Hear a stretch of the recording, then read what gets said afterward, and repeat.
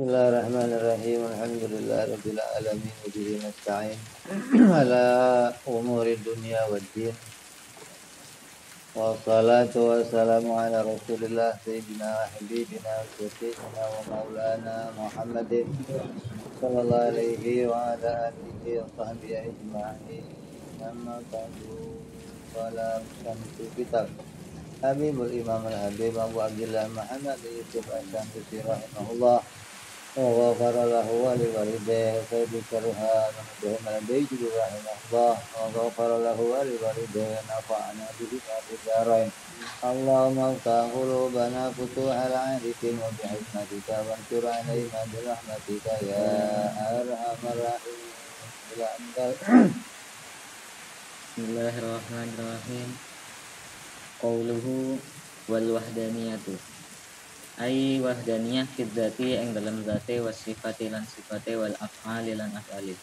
Ahdan ngalat min tafsiril musannifi saking tafsiril musannif akni negesi ingsun bi qaulihi kelan pengendikan musannif ai la saniyalahu fi dzati was sifati wal af'ali. Wahdaniyah setelah sifat dia menguti nafsih, kita lanjut kepada wajibnya Allah bersifat wahdaniyah. Wahdaniyah yang akan kita ketahui dalam wahdaniyah nanti adalah pada zatnya, sifatnya dan perbuatannya. Jadi mengenal Allah itu pada 3 perkara itu. Kenal zatnya, kenal sifatnya, dan kenal perbuatannya. Kalau 3 ini kita kenal, berarti kamu kenal Allah. Kalau kenalnya cuma salah satunya, ya belum kenal. Kenal Allah itu ya kenal zatnya, kenal sifatnya, dan perbuatannya. Kamu kenal sama orang, kamu kenal nggak sama beta? Oh kenal. Kalau kamu kenal ya berarti kenal orangnya, kenal sifat-sifatnya, dan kenal perbuatannya atau pekerjaannya. Kalau saya tahunya dia cuma kerjanya di situ, berarti cuma tahu pekerjaannya, nggak tahu yang lain. Ada orang kenal Allah, ditanya, kamu tahu Tuhan? Ya yang bikin langit bumi, itu perbuatannya. Perbuatannya menciptakan langit bumi. Lah yang diperintahkan kenal itu enggak cuma kenal perbuatannya, tapi ya kenal zatnya, ya kenal sifatnya. Oh, kalau kenal zat Allah kan enggak bisa dikenali zat Allah. Ya kalau kenal langsung zatnya bagaimana ya enggak bisa. Tapi ada cara untuk mengenali, yang mana agama memberikan kita status orang yang dicukupkan atau disahkan atau dibenarkan dalam mengenali Allah secara batasan menggunakan dalil syar'i dan dalil akli. Bukan kenalnya harus yang begini loh Tuhan, oh ya nggak bisa. Ya. Jadi yang mau dikenali adalah zat, sifat, dan ini diambil dari kalamnya musannif yang diungkap di dalam matanya la thaniya lahu ay la thaniya fi dzatihi wa la thaniya fi sifatihi wa la thaniya fil af'alihi. Tuhan itu yang enggak ada duanya. Ngomong Allah itu wajib esa, maknanya enggak ada duanya. Satu yang enggak ada duanya. Satu itu kan biasanya ada duanya. Satu yang enggak ada duanya. Kalau bahasanya agawa ya enggak satu. Kalau satu yang ada duanya ya, kalau satu itu ya pasti ada duanya. Karena satu itu permulaannya sebuah bilangan. Atau mau begini aja, satu itu setengah dari 2. Nah, kita ada duanya. Ini satu yang maknanya bilangan. Satu itu apa? Satu bilangan. Dua, tiga. Apa bedanya bilangan satu dengan bilangan dua? Bedanya apa? Hah? Jumlah. Satu yang bagaimana? Satu yang bagaimana? Beda jumlahnya. 1, 2, 3 beda di jumlah. Lah, satu itu yang bagaimana? Dua yang bagaimana? Tiga yang bagaimana? Satu yang gimana? Satu itu yang nggak ada lainnya. Kalau dua ada lainnya.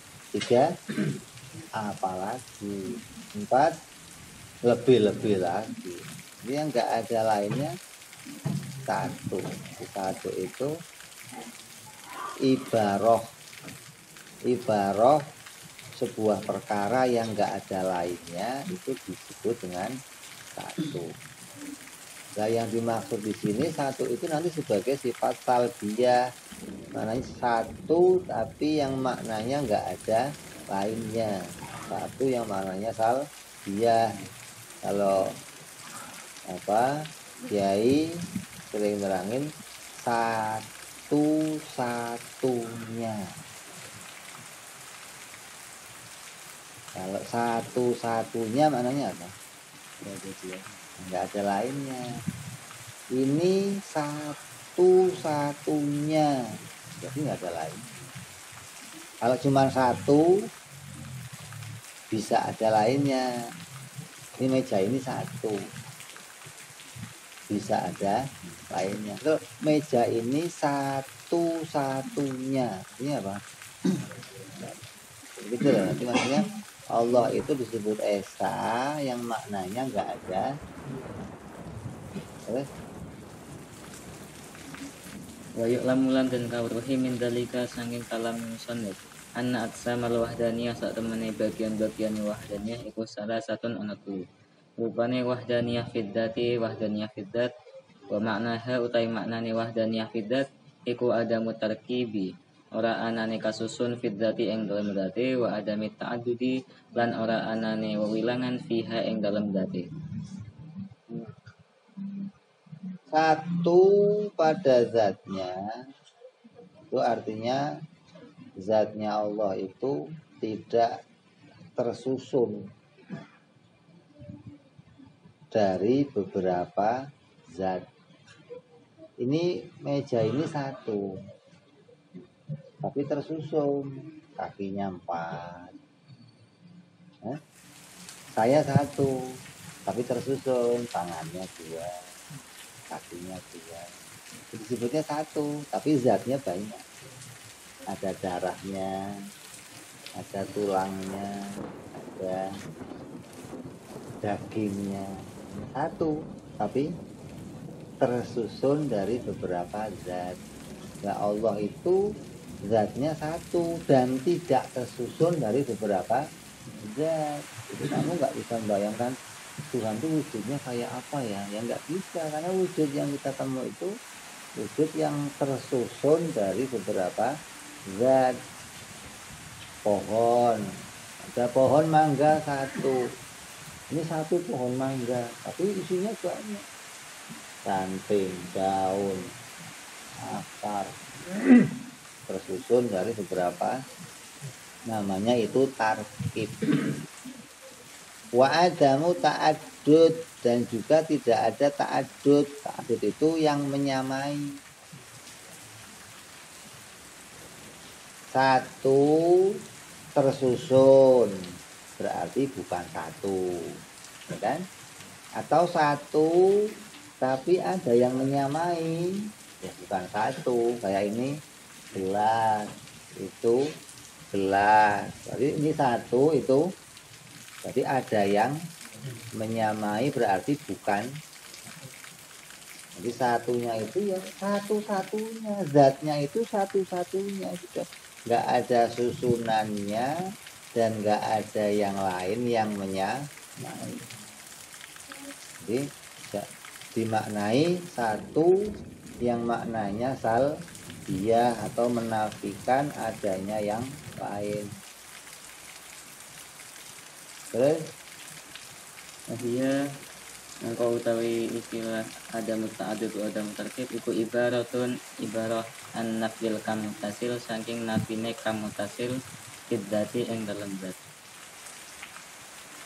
ini sama saja dalam bahasa tauhid disebut namanya nafi kamil muttasil. Jadi, Allah itu satu, Allah itu zatnya tidak tersusun, maknanya menafikan muttasil, menafikan susunan di dalam zat atau kumpulan di dalam zatnya, satu yang maknanya enggak terkumpul dari beberapa zat. Bahwa Wa huwa utawi kamutasil iku aradun arad yaku mukang jumeneng apa arad bimuttasilil ajza'i kelawan sambungane juz-juz.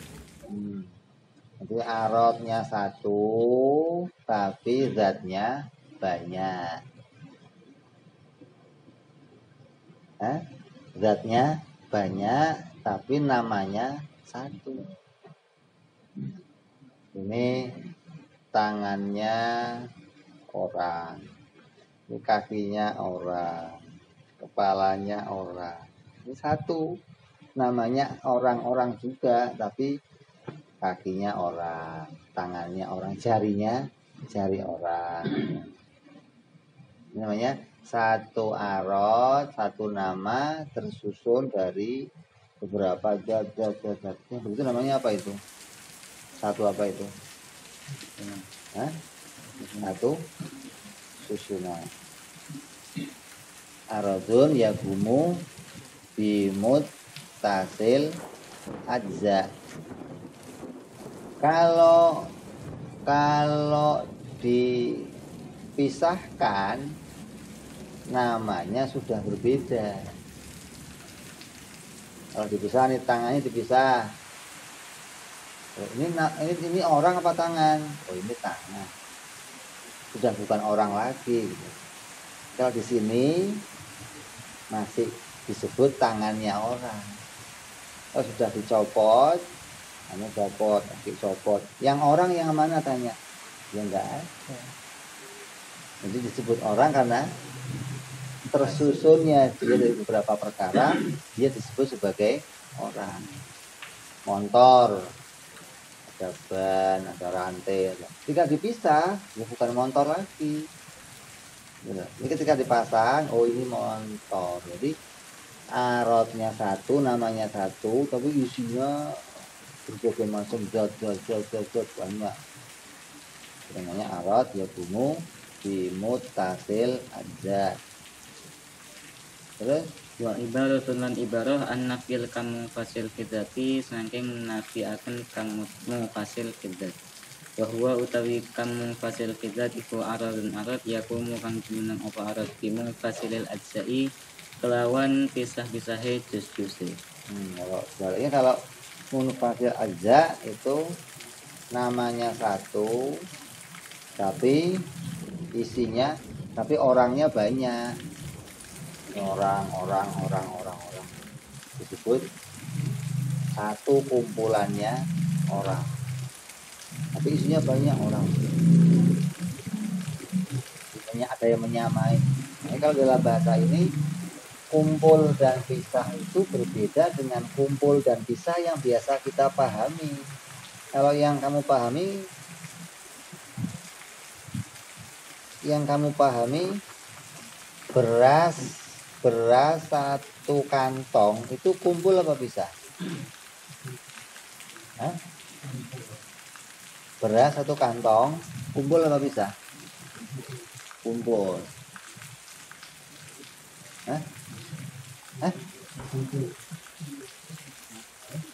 Beras satu karung, satu kantong itu kumpul apa pisah?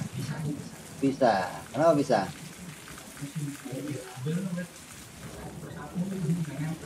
Beras. Kalau orang umum kan ngomongnya itu kumpulan beras. Itu dalam akidah itu jadinya pisahan. Karena ketika dipisahkan, ya beras. Pisahkan beras. Itu namanya arazun yagumu bimun munfasil aja.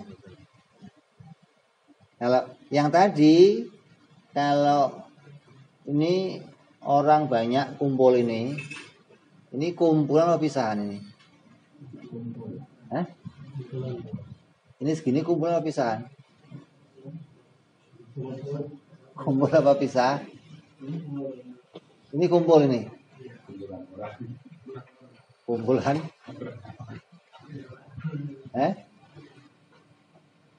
Kalau satu sendiri orang, pisah apa kumpul? Pisah. Kalau gini, kumpul. Itu makna umum begitu memang. Secara umum begitu. Tadi waktu beras bener ente. Ini orang yang gede malah. Ini segini ini bukan kumpul, ini pisah-pisah. Kalau satu sendiri kumpul. Asal sendiri satu, itu kumpul. Tapi kalau kita begini, bisa kenapa waktu dipisah namanya orang. Ini orang, ini orang. Tapi ketika sendiri, kok dipisah? Bukan orang namanya. Ya. Jadi kalau sendiri justru malah kumpulan.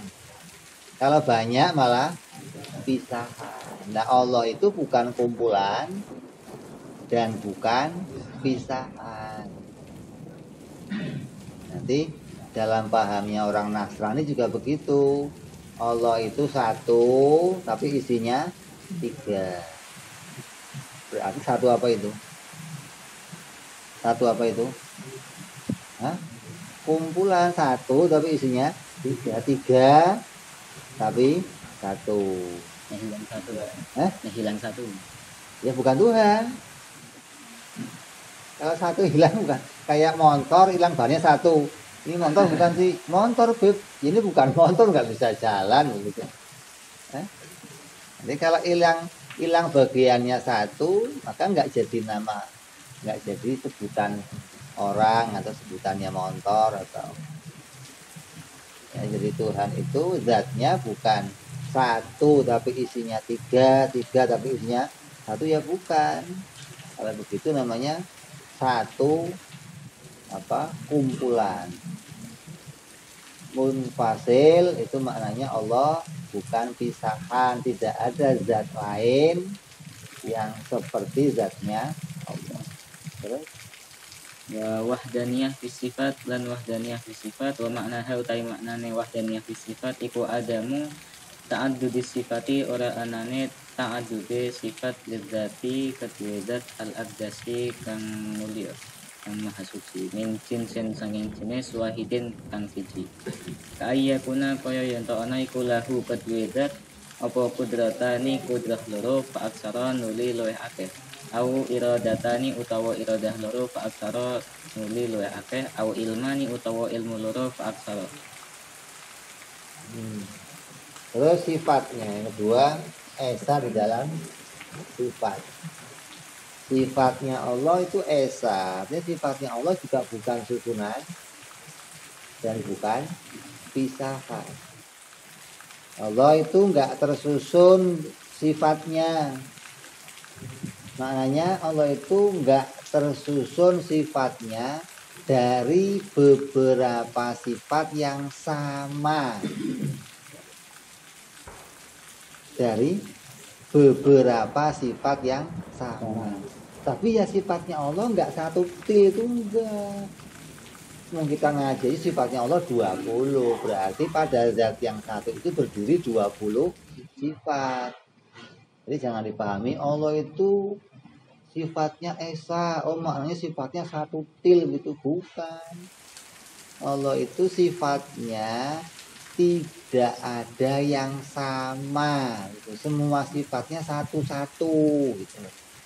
Semua sifatnya enggak ada lainnya. Jadi dari sifat Allah itu enggak ada lainnya semua. Kalau kita kan enggak, melihatnya ada lainnya, mendengarnya ada lainnya, gitu loh. tangannya ada lainnya, kakinya ada lainnya. Berarti sifat kita itu ada lainnya. Lainnya itu apa? Ya yang sama seperti itu. Betul maksudnya. Nah pada Allah mustahil pada zatnya itu ada sifat yang sama seperti itu. Seperti apa? Punya dua kudrat, punya dua ilmu, punya dua iroda, punya dua kalam. Allah kalau ngomong berhenti, ngomong lagi, berarti dua kalam. Kalamnya dua kalau begitu. Nah itu mustahil kalau Allah kalamnya begitu, mustahil. Allah melihatnya dengan penglihatan yang dua, ya mustahil. Mendengar dengan pendengaran yang dua, ya mustahil. Kenapa kok mustahil? Dengan satu pendengaran Allah mendengar segalanya. Nah yang satu buat apa lagi? Kalau dengan satu sifat mendengar Allah bisa mendengar semuanya. Lah yang satu buat apa lagi? Cadangan. Stok itu. Buat stok itu. Jadi yang satu nganggur nggak itu? Saya ngapain nganggur di situ? Allah dengan satu sifat melihat bisa melihat segalanya. Nah, kok ada dua melihat, yang satu buat apa? Maka kita menolak, memustahilkan kalau pada zatnya Allah itu ada sifat yang tersusun. Ini maju.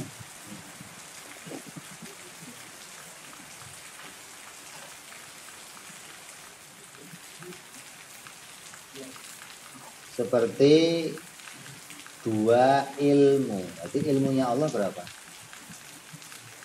Ilmunya Allah berapa? Esa. Nah, ilmunya kita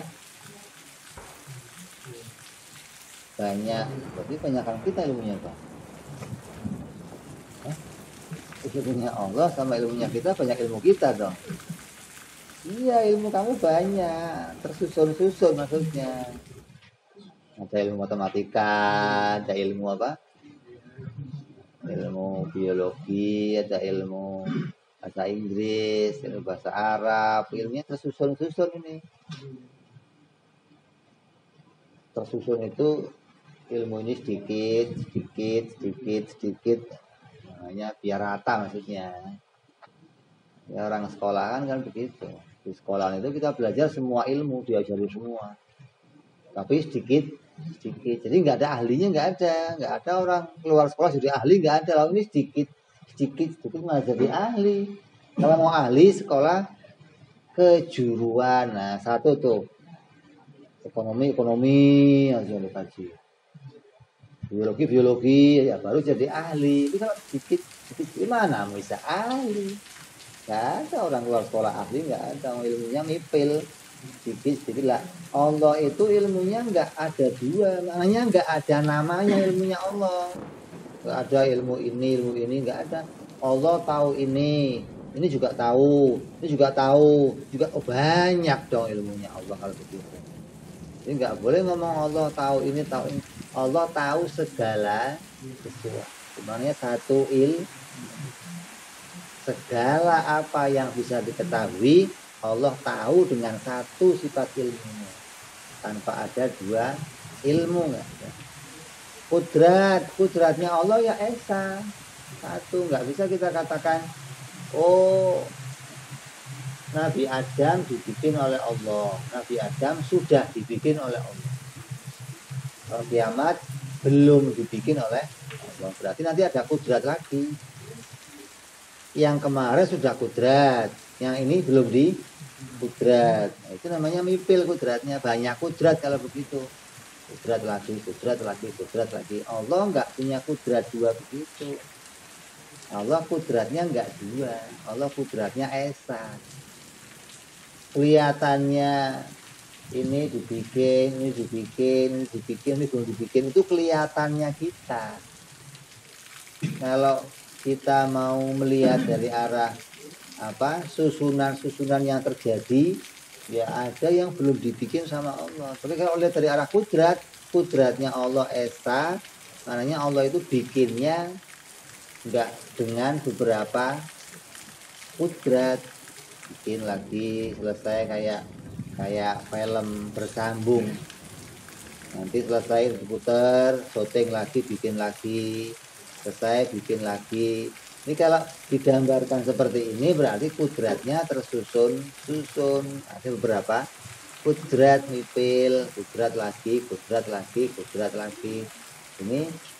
Ini kalau dilihat dari arah kudratnya.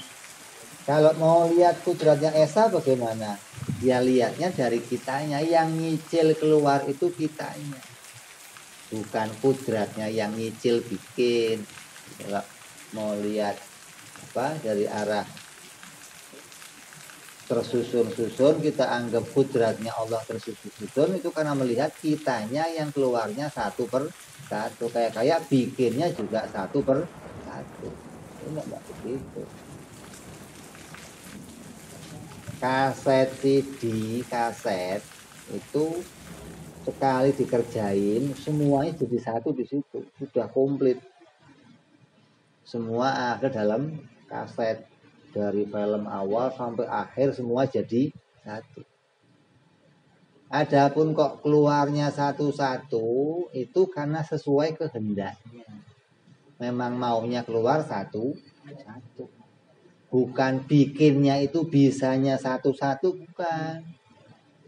Kalau dibikin semua gimana? Ya bisa, nggak ada masalah.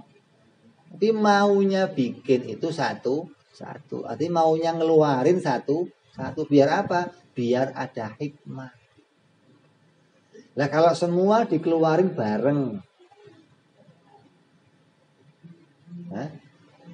nanti kamu ngaku jadi anaknya ya, kamu jadi istrinya ya, kamu jadi cucunya ya, bagaimana? Nggak cocok, nggak ada hikmah maksudnya. Lah karena dikeluarinnya, karena keluarnya satu-satu, maka pantas, oh ini jadi anaknya, ini bapaknya, oh ini kakeknya, oh ini buyutnya, karena keluarnya tuh. Ini duluan, ini belakangan, ini setelahnya. Maka jadi muncul hikmah. Ada anak, ada cucu, ada kakek, ada. Bukan berarti bisanya bikin begitu, bukan. Kalau mau diciptakan semuanya, jadi. Kayak kapan? Nanti di padang mahsyar. Jadi semua kumpul manusia, nggak ada yang kecil, nggak ada yang gede, rata. Semuanya umur sama, gede sama, tinggi sama. Ada yang lebih, nggak ada yang kurang, mampu. Jadi kudrat yang esa gitu. Jadi jangan dilihat karena keluarnya itu satu-satu berarti bikinnya satu-satu. Hanya ada yang gambarkan sampai Tuhan itu tangannya banyak. Siapa itu? Orang mana? Hindu. Yang menggambarkan Tuhan tangannya. Nah, kenapa? Kalau cuma dua ribet. Ini pegang, itu belum dipegang. Jadi tangannya banyak. Ya, kalau banyak tangan malah ribet malah. Depan pegang, sini pegang, belakang pegang, sini pegang. Nanti ada yang kurang lagi, kurang tangan saya ini. Minta bantuan siapa lagi ini. Tapi kalau Esa itu semuanya dia yang ngerjain. Ya ada yang lainnya ya. Ilmunya ya Esa, irodahnya Esa. Jadi Esa dalam sifat maknanya sifat Allah itu tidak tersusun dari sifat yang sejenis. Berarti sifatnya apa? Jadi sifatnya berbeda-beda.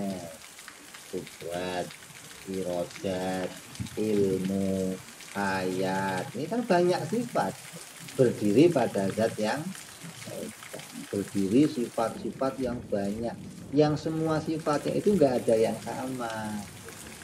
Semua sifatnya punya kerja sendiri nggak ada yang sama.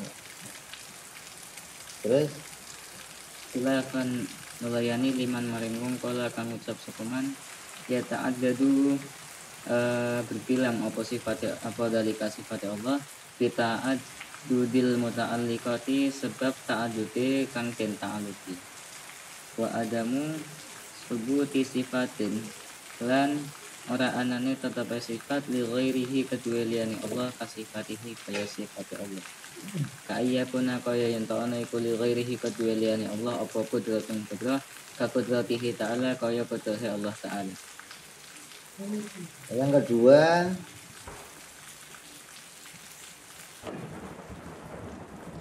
sifatnya Allah esa, maknanya tidak ada zat, enggak ada sifat lain yang menyamai sifatnya Allah.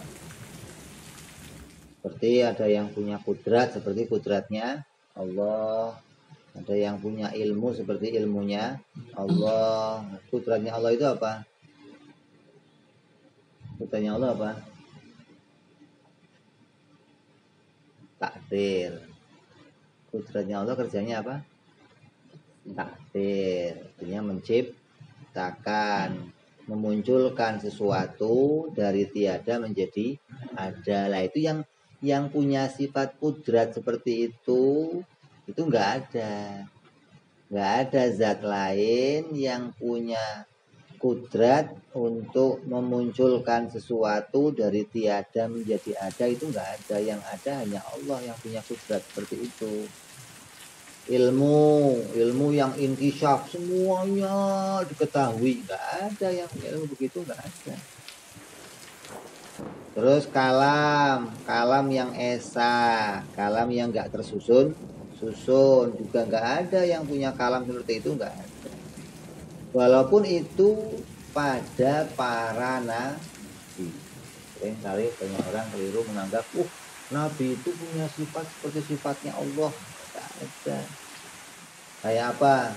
Ra'ufur Rahim. Nah, nabi itu disebut Ra'ufur Rahim. Allah Ra'ufur Rahim.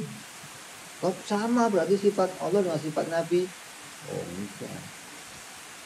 Kalau sifat yang disifatkan kepada hamba walaupun sama namanya tapi beda muatannya.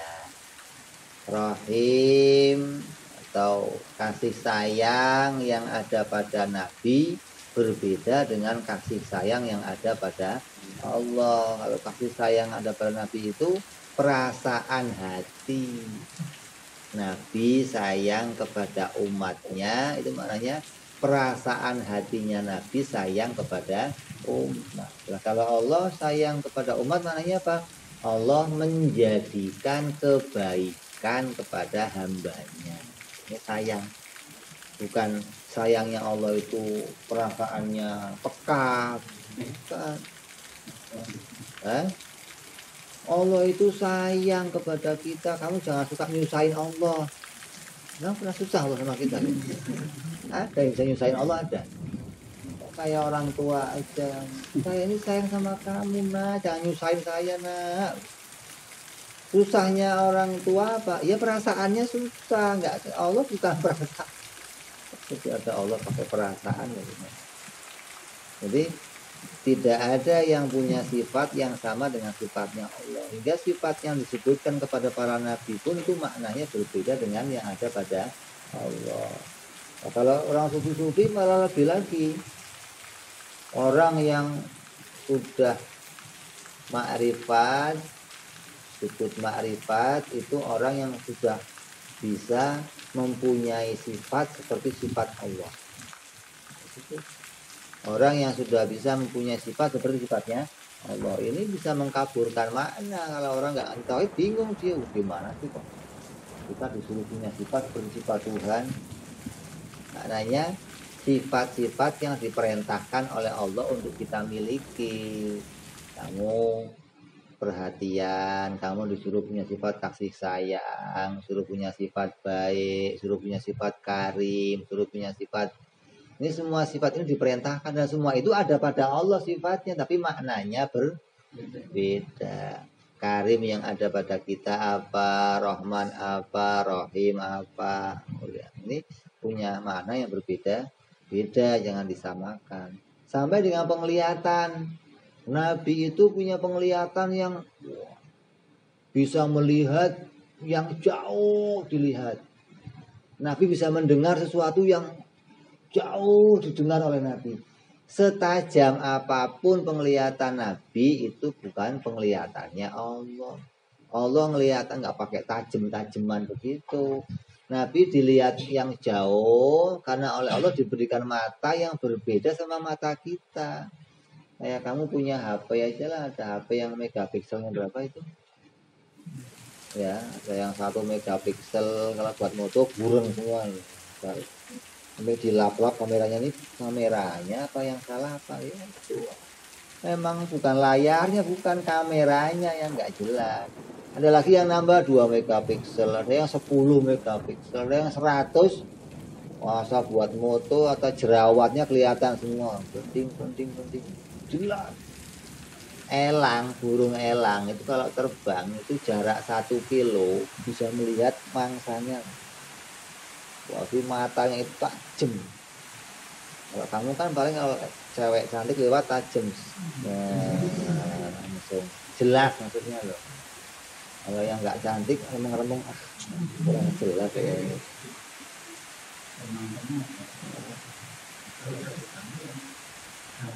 Bening nggak keker langsung. Itu Nabi oleh Allah diberikan mata yang tajam begitu loh. Bukan mata yang bukan punya sifat seperti sifat Allah, bukan. Jadi, tidak ada satupun yang punya sifat seperti sifatnya Allah. Dan nggak mungkin sifat qadimah bisa kumpul pada sifat hadisah, nggak mungkin. Bagaimana ada barangnya kudus bisa punya sifat qadim. Jadi wahdaniyah di dalam sifatnya juga sama, menolak kumpulan dan menolak pisahan. Kumpulan di situ maknanya kumpulan beberapa sifat yang sama. Pisahan maknanya ada sifat yang menyamai dengan sifat Allah. Terus Wa amma ayyakuna lan anapun yento ono iku li ghairihi kedualiannya Allah apa qudratun qudrah la ka qudratihi ta'ala ora kaya qudrah Allah ta'ala fala yadru mongko ora bahaya. Bahaya mongko utawi ada musubuti sifat li ghairihi iku ibaratun ibarah an nafil kamutasil fi sifati saking nafi kamutasil fi sifat. Wa huwa utawi kam muttasil fi sifat iku ta'addudu sifat lidzati kedua dat al muqaddasati kang den suciaken min jinsin saking jenis wahidin kang siji kama kaya keterangan takut dama kang wis lewat apa. Kalau ada af'al yang tidak sama dengan af'alnya Allah bagaimana? Ya itu boleh aja ngomong begitu. Allah punya perbuatan, saya juga punya perbuatan, maka boleh saja, kadang-kadang enggak menjadi apa? Enggak menjadi bahayanya apabila diketahui bahwa perbuatannya itu ya enggak seperti perbuatannya Allah. Apa perbuatannya kasab ikhtiar, perbuatannya pakai alat, perbuatannya tidak bisa menghasilkan, tapi punya perbuatan. Yang berat kalau kamu ngakunya malah nggak punya perbuatan.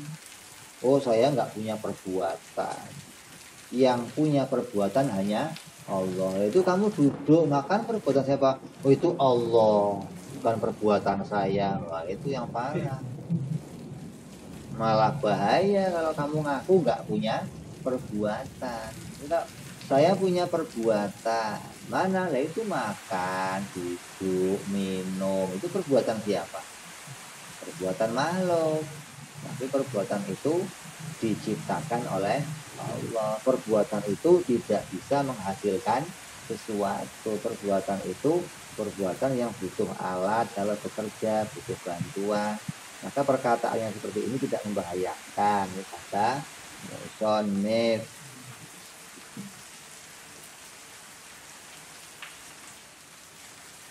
Terus apa tadi? Fi'lun ka ghairi ta'ala wa adami musyrikatun ghairihi lau ta'ala fi fi'lin. Kawan ya. Kamin muttasilin fi sifat li'annahu la budda fihi min ittisal wa tarkib min ajza'i wa wa atasnya lah. kama taqaddama aidan wa an nafil kamu fasil fi sifat lan ibarah saking nafi kamu fasil fi sifat wa huwa utawi kamu fasil fi sifat iku subuti sifatin tetap bersifat li ghairihi kedua liyane Allah ka sifatihi ta'ala kaya sifat Allah ta'ala kama taqaddama aidan.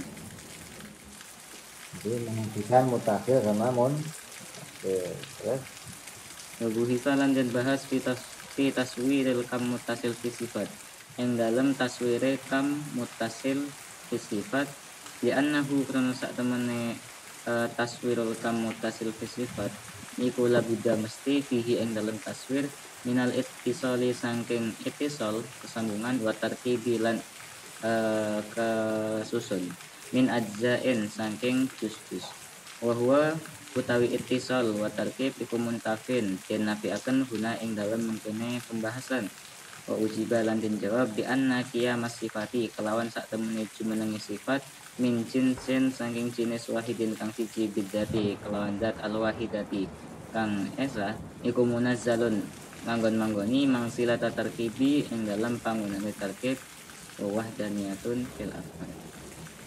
Jadi ada pembahasan di tasawur dalam penggambaran kam mutasil fi sifat li'anahu la budda fihi min ittisal wa tarkib min ajzain, maka akan terjadinya apa adanya kumpul atau tarkib tersusun dari beberapa juz-juznya sifat wa muntafahuna, maka itu dinafikan dari Allah. Wa ujiba dan dijawab bi anna qiyamas sifat min jinsin wahid fi dzatil wahid munazzalun manzilatat tarkib, maka itu menduduki kedudukan tarkib. Kalau ada sifat yang terdiri dari beberapa jenis yang sejenis, maka itu sama dengan kedudukannya tarkib.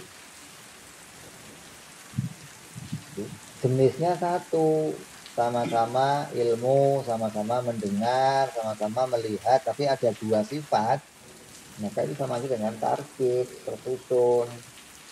Dan itu dinafikan kepada Allah. Mustahil kalau Allah itu sifatnya susunan seperti itu. Terus wahdaniyatun lan wahdaniyah fil af'ali ing dalam af'al. Wa maknaha utawi maknane wahdaniyah fil af'al iku adamu subuti fi'lin ora anane tetapi fi'il li ghairihi kadua liyane Allah taala. Wa adamu musyarikatin lan ora anane sekutan musyarikati ghairihi sekutane liyane Allah lahu maring Allah. Fi fi'lin ing dalam penggawean siji. Terus yang ketiga wahdaniyah fil af'al. Itu sama mau menafikan apa? Munfasil fil af'al. Wa sebuti fi'il li ghairi ta'ala wa atu musyarakatun ghairi lahu ta'ala fi fi'lin wa ibaratun anna fil kamil munfasili fil af'al. Kalau di dalam wahdaniyah fil af'al itu adanya penggambaran menafikan adanya yang punya perbuatan yang sama dengan perbuatannya Allah. Ada yang bisa menciptakan seperti Allah, ada yang mengakui ini makhluknya, ada yang mengakui ini ciptaannya, menganggap ini bukan ciptaannya Allah tapi ciptaannya, maka itu sama saja mendatangkan sekutu bagi Allah. Maka ini dinamakan nafi munfasil, adanya sekutu atau adanya perbuatan menciptakan selain Allah. Maka ini yang mau dinafikan di dalam maknanya wahdaniyah. Tidak ada sekutu, tidak ada yang punya perbuatan selain Allah dalam menciptakan. Makanya seluruh alam ini harus sebagai hambanya Allah. Seluruh alam ini harus sebagai ciptaannya Allah. Tidak mungkin ada pencipta lain selain Allah di dalam alam semesta ini. Artinya ada wujud makhluk selain makhluknya Allah, itu mustahil. Kama qalahu ba'duhum. Terus wa fahiya maka utawi ada musubuti fi'lin ghairihi iku ibaratun tetemungan an-nafil kamu fasil fil af'ali saking nafiatan kamu fasil fil af'al wa huwa utai kamu fasil fil af'al iku subutu fi'lin tetapi fi'il li ghairihi kedualiannya Allah Ta'ala wa an-nafil kamu tasil fil af'al lan saking nafiatan kamu tasil fil af'al in suwira lamun den gambarkan apa kamu tasil fil af'al ya ayyu syarikahu kelawan jatanya petani ing Allah sapa ghairahu liyana Allah fi'lin ing dalam sak pengawian kama kala ba'du. nah, kalau mutasil dalam af'al itu gambarannya apabila ada persekutuan atau kerjasama antara Allah dengan sesuatu. Kalau ada yang meyakini kerjasama antara Allah dan sesuatu, maka itu berarti bersekutu. Dianggap Allah itu kerjasama dengan sesuatu. Ini banyak anggapan ini di antara orang-orang Islam, banyak yang menganggap seperti ini, yang menganggap Allah itu menitipkan kekuatan pada hambanya. Maka dengan kekuatan itu hambanya bisa melakukan sesuatu. Kayak kamu dikasih tenaga, kamu dikasih alat pisau, api, kamu dikasih nasi, makanan, maka di dalam pisau, di dalam api, di dalam alat-alat itu ada kekuatan yang bisa membantu kamu menghasilkan sesuatu. Maka apabila diyakini seperti itu, kamu mendatangkan sekutu bagi Allah. Kamu menganggap adanya kerjasama antara Allah dengan makhluk. Sama yang ngomong Allah itu kalau kerja dibantu sama makhluk. Kenapa? Karena ada kekuatan yang dititipkan Allah pada dirinya makhluk. Api diberi kekuatan panas. Panasnya api bisa menghanguskan sesuatu. Kalau api nggak diberi kekuatan panas bagaimana? Maka api itu nggak bisa menghanguskan sesuatu. Nah, Allah menitipkan kekuatan pada api, yang demikian jadinya kerja sama antara Allah dan makhluknya. Bisa jadi kerja sama, bisa pula dimaknai nanti sama-sama kerja. Yang bagaimana?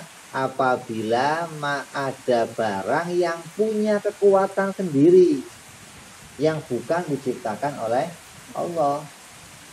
Ada perkara yang asli punya kekuatan yang tidak diciptakan oleh Allah, maka kekuatan itu apabila kerja sama dengan Allah akan jadinya nanti sama-sama kerja. Seperti kerjasama itu seperti kamu dan pisau, ini kerjasama. Kamu yang menggerakkan pisaunya, pisaunya yang memotong sesuatu bersamaan dengan kamu. Ada yang sama-sama kerja seperti kamu melempar batu, maka batunya yang memecahkan kaca, kamunya nggak ikut memecahkan kaca. Kalau gambaran yang lain seperti wayang. Kalau Allah mau bikin gempa bumi, maka Allah menggerak-gerakkan gunungnya. Maka gunung itu bergerak. Maka kalau dipahami demikian, maka Allah itu bekerja sama dengan sesuatu. Atau Allah melepaskan. Seperti apa? Allah memberi kekuatan pada sesuatu. Nih, kekuatan saya kasih, kamu kerja sendiri. Maka yang demikian juga punya makna kerjasama dengan sesuatu. Maka ini harus kita hilangkan dari pemahaman kita. Banyak orang menganggap Allah menitipkan kekuatan, Allah menjadikan pertolongan dengan memberikan kemampuan pada saya. Kemudian kemampuan saya bisa menjadikan sesuatu yang lainnya. Ini pahamnya orang-orang yang disebut qadariyah, yang memahami dirinya itu punya kekuatan untuk menghasilkan sesuatu yang lain. Maka kalau dipahami demikian, maka berarti wahdaniyah itu, yang wahdaniyah fil af'al itu ada dua pula yang dinafikan, yaitu menafikan wahdaniyah, menafikan ada mutasil dan menafikan muttasil. Tersusun di dalam af'al yang mustahil, terpisah di dalam af'al juga muttasil. Karena susunan yang menunjukkan tidak esa, terpisahnya sebuah perbuatan, ada yang lain yang punya kemampuan seperti Allah juga tidak esa atau tidak wahdaniyah. Terus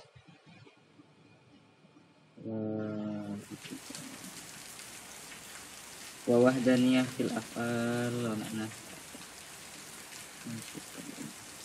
wa amma kama qala ba'duhum wa amma in suwira lan anapun nalikane den gambaraken apa kam muttasil fil af'al kama qala ba'duhum kaya oleh ngendika sapa sebagian ulama kita adudil af'ali kelawan ta'adude af'al kal khalqi kaya penciptaan wal rizqi lan ngrezekine wal ihya ilan nguripaken bahwa mongko utawi ta'adudil af'al itu sabitun tetap la yasihu rasa apa nafyuhu nafi'aken ta'adudul af'al idza alimta nalikane ngerti sapa sira dalika ing kono-kono la yasihu nafyuhu alimta mongko ngerti sapa sira an nafi qaulil musannifi sak temene ing dalam ngendikane musannif ai la saniya lahu fi datihi ila akhirih kusuran ana kekurangan li annal mutabadid karena sak temene kang den usulaken minhu saking kalami musannif innama huwa ang pastine utawi mutabadir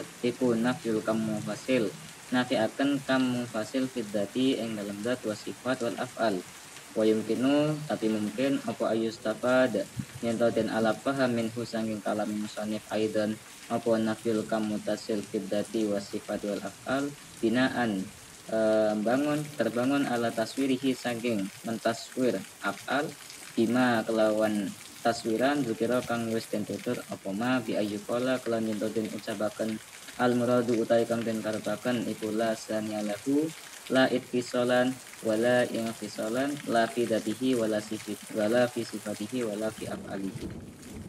Jadi kalau digambarkan seperti tadi mutasil dan munfasil kerjasama sama-sama kerja, atau ada yang lain yang punya kerja seperti kerjanya Allah, maka lengkap ada 6. Maka itu menafikan af'al menjadi 2, nafi mutasil dan nafi munfasil. Tapi kalau digambarkan Allah itu kerjaannya banyak, menghidupkan, mematikan, merezekikan, mengimankan, menolong. Kalau digambarkan kerjaannya Allah tersusun itu kerjaan yang banyak tapi seperti itu, maka gambaran yang seperti itu tidak tertolak. Allah itu ya kerjanya banyak, nggak satu. Apa sih? Menghidupkan, mematikan, merezekikan. Maka pernyataan yang seperti itu tidak tertolak atau tidak menafikan maknanya wahdaniyah, karena ta'adudnya bukan pada perbuatannya tapi melihat ta'adud pada ta'alluq atau yang diciptakan. Yang diciptakannya banyak, ta'adud apa? Hidup, mati. Maka Allah disebut menghidupkan, mematikan. Maka ini penamaan dari banyaknya perkara melihat pada yang diciptakan. Sama dengan nanti bicara kalam. Kalamnya Allah itu esa. Walaupun isinya itu ada perintah, ada larangan, ada janji, ada ancaman. Ini melihat ibarah dari kalam. Tapi kalau kalamnya ya esa. Sama kayak fi'il. Fi'ilnya ya esa. Tapi ketika melihat dari gambaran fi'ilnya ada menghidupkan, mematikan, maka kelihatannya jadi banyak. Kalau banyaknya fi'il yang seperti ini, maka tidak dinafikan.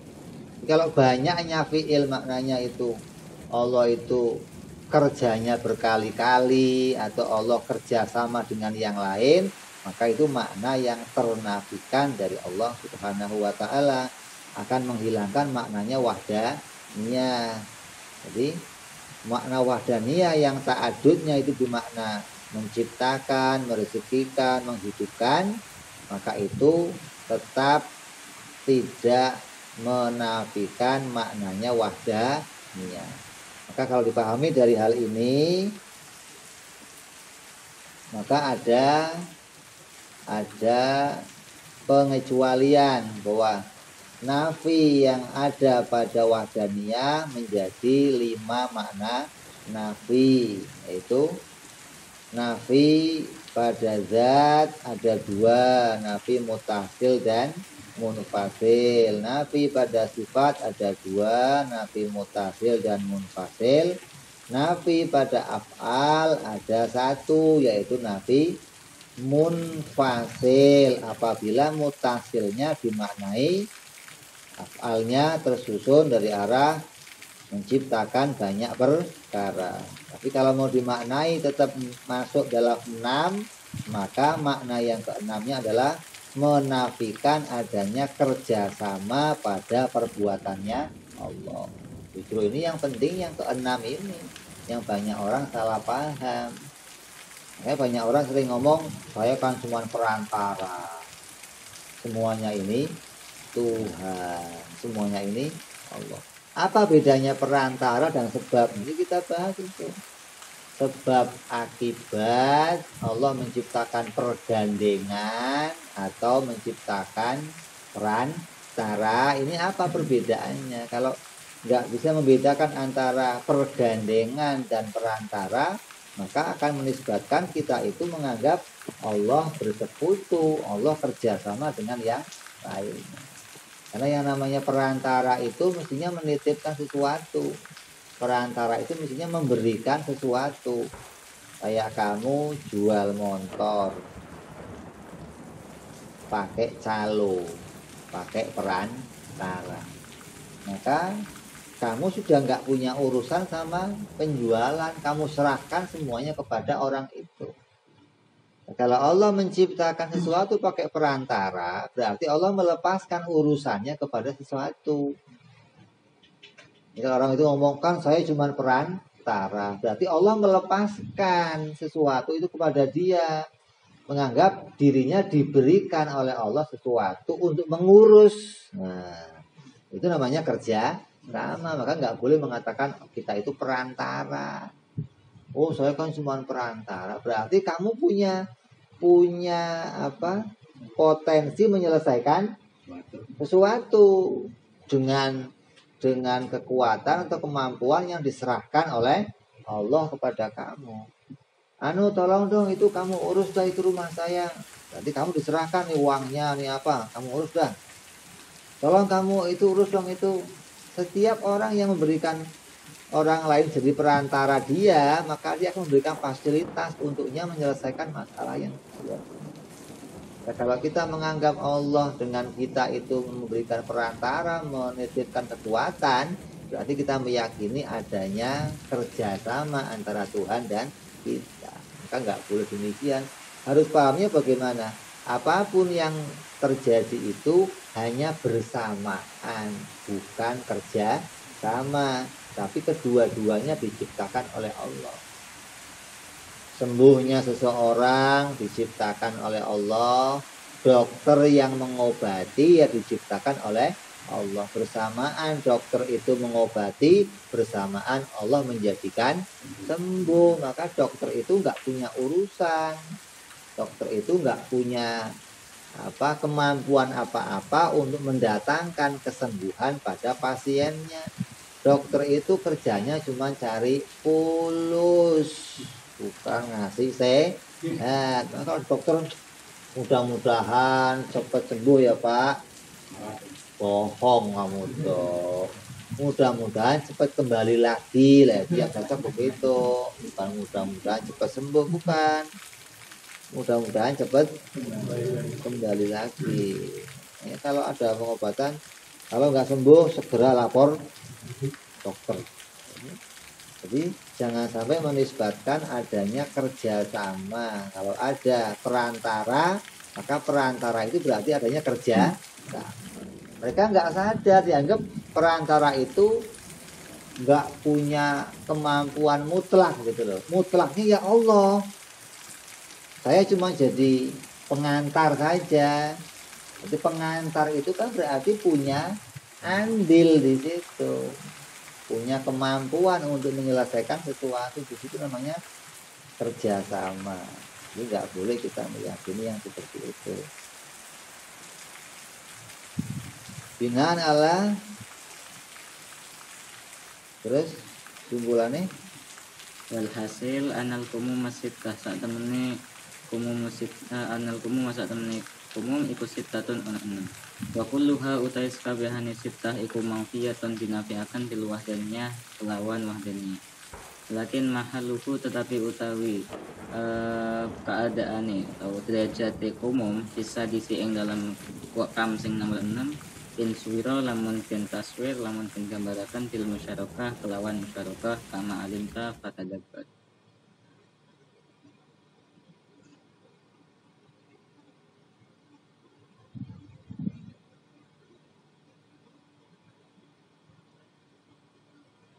Jadi kesimpulannya ada 5. Nafi di dalam maknanya wadahnya. Apabila mau dimasukkan yang ke-6, maka kita memahami seperti yang tadi. Itu yang ke-6 ini yang harus kita luruskan. Itu yang ke-6 ini yang banyak orang terserempet, banyak orang yang salah. Kalau menisbatkan ada yang lain, sekutu yang punya pekerjaan seperti Allah, itu jelas kafirnya, jelas murtadnya. Ada Tuhan lain selain Allah, itu murtad jelas namanya. Ada yang punya kudrat selain Allah, itu murtad jelas. Tapi yang samar ini yang menganggap saya perantara, ini menganggap adanya kerjasama dengan Allah. Nah ini yang banyak dipahami orang sekarang itu begini. Kayak contohnya batu. Ini keluar suaranya itu yang ngeluarin siapa? Kekuatannya ini karena keras menimbulkan suara. Kamu nggak pernah ngedit video sih. Kamu edit video itu suara disambung-sambung, tahu nggak? Pisah suaranya. Gambar sendiri, suara sendiri. Ini nggak gabung kemarin, nggak. Kita anggap ini suara muncul dari kekuatannya ini karena keras dia menimbulkan. Nggak ada. Itu sama saja kamu ngomong kerjasama begitu itu. Allah yang menimbulkan suaranya, bukan ini menimbulkan suara sendiri, bukan. Kamu tanya gelasnya coba, gelas bikin suara kamu kagak, aku kan diam aja. Gua nggak ada urusan sama suara kata dia. Lu kok bersuara dari mana? Tahu dari mana? Jadi yang bikin gelas ini yang memunculkan suara bersamaan dengan gelas yang dibikin bersamaan muncul suara. Kamu ngomong, oh kan saya ada pita suara jadi bisa ngomong lah. Jadi ini samar sekali di sini kalau kita nggak bisa nemu wahdaniyah secara benar, kita akan menganggap adanya kerjasama di sini semuanya. Ini punya kemampuan ini untuk begini, ini punya kemampuan ini untuk begini, hingga nggak ketemu maknanya wahdaniyah murni, nggak ketemu. Kayak kita punya kerja sendiri, Allah punya kerja sendiri. Oh, saya kerjanya dengan apa? Ya dengan kemampuan yang Allah berikan. Allah Kerjanya menciptakan. Saya ya berusaha ini macam-macam, tapi pakai kekuatan yang dikasih sama Allah. Ini sama saja menyebabkan kita ini dilepas oleh Allah. Nah, kalau kita dilepas oleh Allah, nanti tidak semua irodahnya Allah tercapai. Nanti tidak semua yang Allah maui bisa terlaksana. Kalau dilepas, kamu dikasih kekuatan. Masing-masing bisa keluyuran sendiri-sendiri. Jalan sendiri-sendiri. Nanti pas dimaui, Allah maui kamu makan di tempat ini bersama yang lain, kamunya masih keluyuran sana-sana.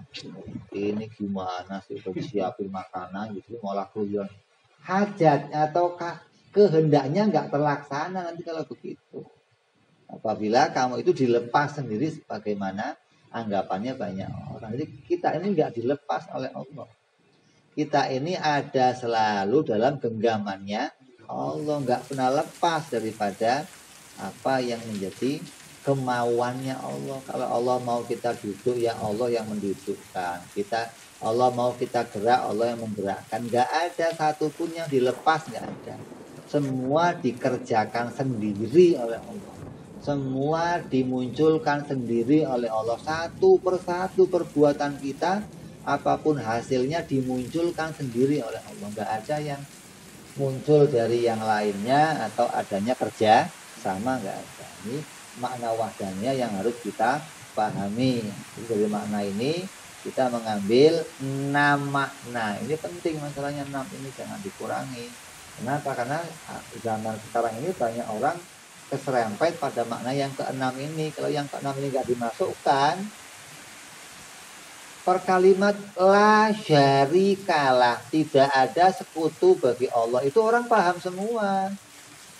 Nggak ada Tuhan lain, nggak ada, itu paham. Kalau ada orang nyupang gimana? Wah, syirik. Menganggap ada yang bisa mendatangkan selain Allah, itu mah gampang. Kalau saya nyembah berhala gimana? Syirik. Kamu menganggap ada Tuhan lain selain Allah, itu mah banyak orang tahu. Lah ini yang nyerempet, ini yang banyak orang keserempet.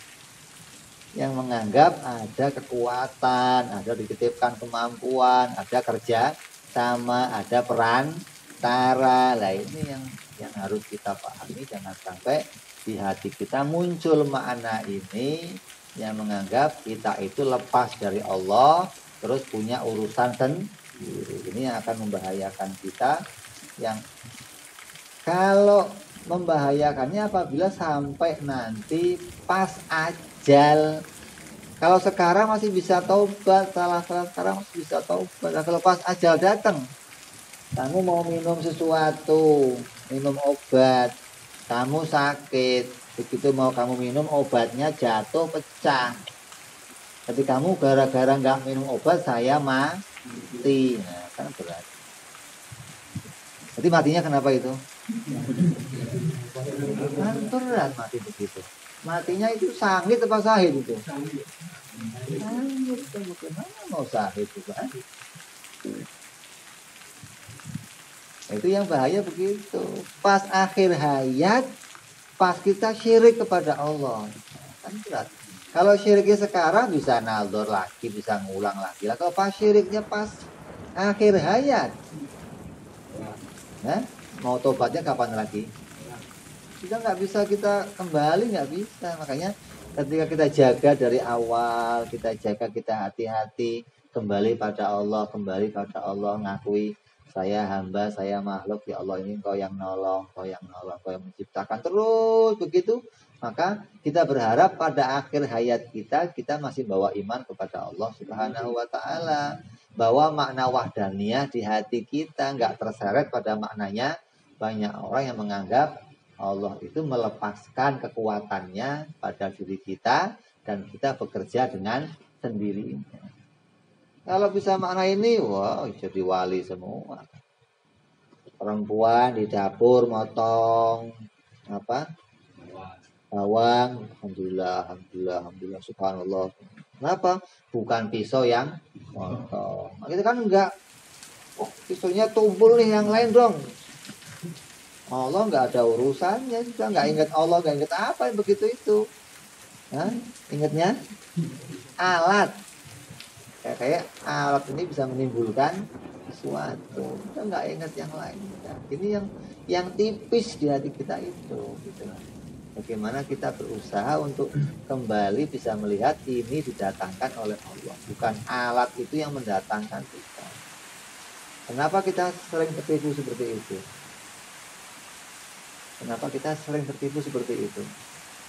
Karena kita hidup dalam hukum adat berpuluh-puluh tahun. Berpuluh-puluh tahun hidup dalam hukum adat dan nggak pernah diluruskan begini. Itu diluruskan begini, kaget. Oh, terus mau langsung kembali, oh ya susah. Lengket di hati kita sudah lengket.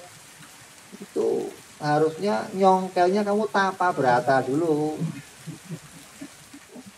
Tapa nggak ketemu orang dulu 2 tahun, diem aja sudah. Nah, nanti bisa beres gitu. Kalau masih keluyuran masih kayak semula, wah ini susahnya luar biasa. Bongkar iktikad untuk kembali pada makna wahdanya ini susah. Sebenarnya harus diupayakan sekuat-kuatnya bagaimana agar makna ini kembali. Nggak ada yang namanya perantara. Tiap hasil yang kita terima, tiap fi'il yang kita lakukan, ini ada pertolongan Allah. Ini ada pertolongan. Sehingga nanti dalam sholatnya yang ngakui, yang nolong Allah, puasa yang ngaku Allah, enggak cuman diakui saya sudah sholat ya Allah, terimalah sholat saya ya Allah. Ini kayak Allah enggak ngurusin sholat kita, kita yang ngurus sholat sendiri. Allah yang bagian nilai, terima, Allah jurinya lah gitu. Jadi kita yang ibadah, Allah sebagai juri. Ini pemahaman seperti ini jadinya nanti mendatangkan makna kerjasama atau mendatangkan maknanya fi'ilnya Allah tidak esa.